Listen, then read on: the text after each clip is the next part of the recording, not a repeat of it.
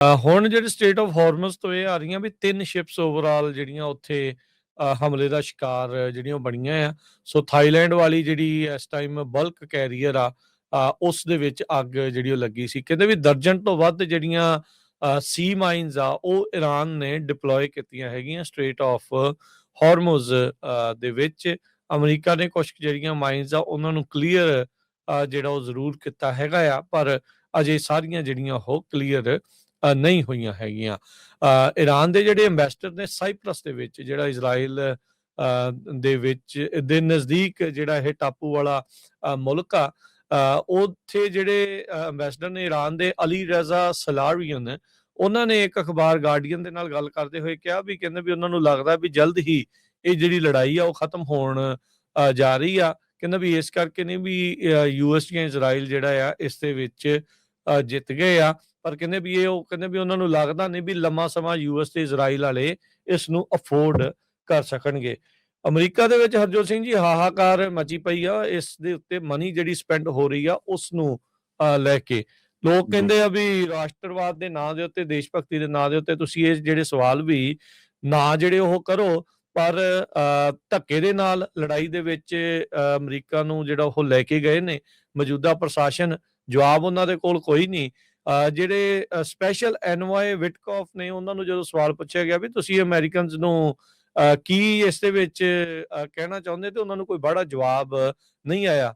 ਜਦੋਂ ਪ੍ਰੈਸ ਸਕੱਤਰ ਕੈਰੋਲਿਨ ਲਵਿਟ ਨੂੰ ਪੁੱਛਿਆ ਗਿਆ ਵੀ ਜਿਹੜੇ ਜਿਨ੍ਹਾਂ ਨੂੰ ਪੇ ਚੈੱਕ ਨਹੀਂ ਮਿਲ ਰਹੇ ਵੀ ਉਹ ਜਿਹੜੇ ਉਹ ਕੀ ਕਰਨ, ਵੀ ਲੋਕਾਂ ਦਾ ਹਾਲ ਜਿਨ੍ਹਾਂ ਦਾ ਮਾੜਾ ਆ, ਉਹ ਕਹਿੰਦੇ ਵੀ ਡੈਮੋਕ੍ਰੇਟਾਂ ਨੂੰ ਕਾਲ ਕਰੋ ਤਾਂ ਜੋ ਜਿਹੜੇ DHS ਦੀ ਫੰਡਿੰਗ ਆ ਉਸ ਨੂੰ ਔਨ ਜਿਹੜੀ ਉਹ ਕਰ ਦੇਣ।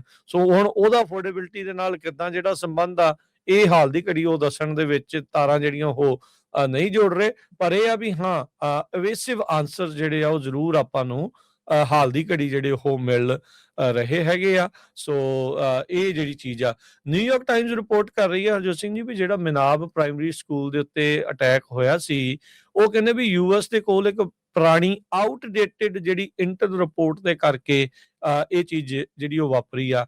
ਇਹ ਮੰਨਿਆ ਜਾ ਰਿਹਾ ਸੀਗਾ ਵੀ ਉਸ ਸਕੂਲ ਦੇ ਨਜ਼ਦੀਕ ਹੀ ਕਿਤੇ IRGC ਵਾਲਿਆਂ ਦਾ ਕੋਈ ਅੱਡਾ ਜਿਹੜਾ ਉਹ ਸੀਗਾ, ਤੇ ਇਹ ਜਿਹੜੀ ਮਿਜ਼ਾਈਲ ਆ ਉਹ ਅਮਰੀਕਾ ਦੀ ਉਹ ਇਸ ਸਕੂਲ ਦੇ ਉੱਤੇ ਜਿਹੜੀ ਉਹ ਡਿੱਗ ਗਈ, ਜਿਸ ਦੇ ਵਿੱਚ ਤਕਰੀਬਨ 250 ਵਿਦਿਆਰਥੀ ਤੇ ਉੱਥੋਂ ਦੇ ਜਿਹੜੇ ਅਧਿਆਪਕ ਆ ਜਾਂ ਕੰਮ ਕਰਨ ਵਾਲੇ ਆ, ਉਹਨਾਂ ਦੀਆਂ ਉੱਥੇ ਜਿਹੜੀਆਂ ਉਹ ਮੌਤਾਂ ਜਿਹੜੀਆਂ ਉਹ ਹੋਈਆਂ ਸੀਗੀਆਂ। ਸੋ ਕੱਲ ਰਾਸ਼ਟਰਪਤੀ ਟਰੰਪ ਉਹਨਾਂ ਨੂੰ ਪੁੱਛਿਆ ਜਿਹੜਾ ਉਹ ਜਾ ਰਿਹਾ ਸੀਗਾ ਵੀ ਟੋਮਾਹਾਕ ਮਿਜ਼ਾਈਲਸ ਦੇ ਬਾਰੇ ਜਿਹੜਾ ਉਹ ਪਤਾ ਲੱਗ ਰਿਹਾ ਆ। ਕਹਿੰਦੇ ਵੀ ਇਹ ਤਾਂ ਕਈ ਮੁਲਕਾਂ ਦੇ ਕੋਲ ਹੈਗੀਆਂ, ਅਸੀਂ ਬਹੁਤ ਨੂੰ ਜਿਹੜੀਆਂ ਉਹ ਵੇਚੀਆਂ ਆ।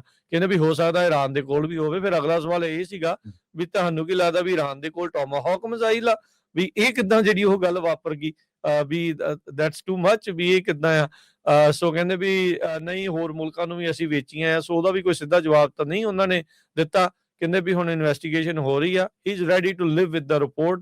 ਸੋ ਕਿਤੇ ਨਾ ਕਿਤੇ ਉਹਨਾਂ ਨੂੰ ਪਤਾ ਆ ਵੀ ਗਲਤੀ ਅਮਰੀਕਾ ਦੇ ਕੋਲੋਂ ਇਹ ਜਿਹੜੀ ਸਕੂਲ ਦੇ ਉੱਤੇ ਅਟੈਕ ਵਾਲੀ ਜਿਹੜੀ ਉਹ ਹੋਈ ਆ, ਤੇ ਉਹ ਕਾਈਂਡ ਆਫ ਅਪੋਲੋਜਾਈਜ਼ ਤਾਂ ਸ਼ਾਇਦ ਭਾਵੇਂ ਉਹ ਨਾ ਕਰਨ, ਪਰ ਕਹਿੰਦੇ ਵੀ we are ready to live with it, ਜੋ ਵੀ ਰਿਪੋਰਟ ਦਾ ਫੈਸਲਾ ਆਊਗਾ।